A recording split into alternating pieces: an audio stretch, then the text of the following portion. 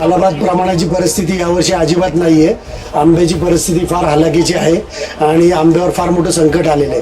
त्याच्यामुळे दरवर्षीप्रमाणे जी गुढीपाडव्याची परिस्थिती होती ती यावर्षी काय कोणालाच बघायला भेटणार नाही.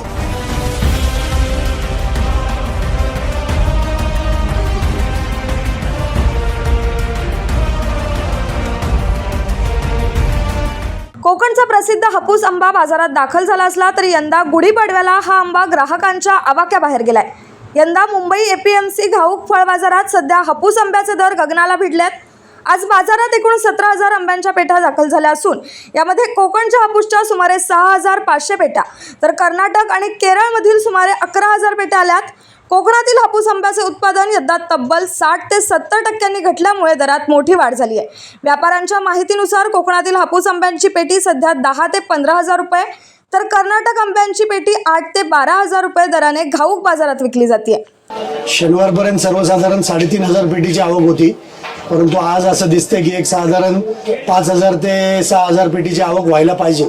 अजूनपर्यंत लिगल आकडे आलेले नाहीत, परंतु माझा अंदाज आहे की 5 ते 6,000 पेटीची आवक होईल. म्हणजे अलाहाबाद प्रमाणाची परिस्थिती यावर्षी अजिबात नाही आहे. आंब्याची परिस्थिती फार हलाखीची आहे आणि आंब्यावर फार मोठं संकट आलेलं आहे. त्याच्यामुळे दरवर्षीप्रमाणे जी गुढीपाडव्याची परिस्थिती होती ती यावर्षी काय कोणालाच बघायला भेटणार नाही. सध्या रेट सर्वसाधारण 1,500 रुपयापासून ते 4,000 रुपये डझन पर्यंतचे रेट आहेत. कर्नाटक सुद्धा सर्वसाधारण एक 300 रुपयापासून 600 रुपये किलो पर्यंतचे रेट आहेत.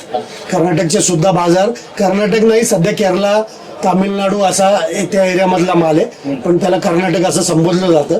तो माल सुद्धा काय क्वालिटीला खराब आहे असं परिस्थिती नाही, तो पण क्वालिटीला चांगला आंबा आहे आणि 300 रुपयापासून ते 600 रुपयापर्यंत सर्वसाधारण होलसेलमधले ते रेट आहेत. म्हणजे डझन सर्वसाधारण एक 1,200 रुपयापासून ते 2,000 रुपयापर्यंत डझन तो सुद्धा आंबा पडतो. नाही, आम्ही आता इथे होलसेलमध्ये व्यापार करतो ना, आम्ही सर्वसाधारण प्रत्येक गिरायकाला जो ग्राहकाला काय सांगणार म्हणजे डायरेक्टली आम्ही सांगतो ना, केरळाचा जो आंबा आहे तो केरला आहे म्हणून स्पष्टपणे सांगतो आणि जो कोकणचा आंबा आहे तो कोकणचा आंबा आहे म्हणूनच सांगूनच वितरत होतो.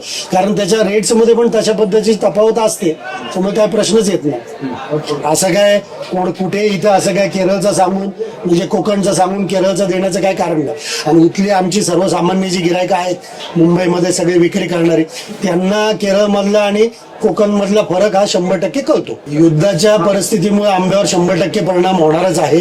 अशी परिस्थिती आहे की आता सगळीकडचं एक्सपोर्ट हे बंद आहे. त्याच्यामुळे शेवटी सगळा माल जो काय वितरण होणार आहे तो लोकलमध्येच जाणार आहे. त्याच्यामुळे परिस्थिती अशी आहे की लोकलमध्ये आंब्याचं तसं पाहायला गेलं तर पिकच एक 20-25% आहे.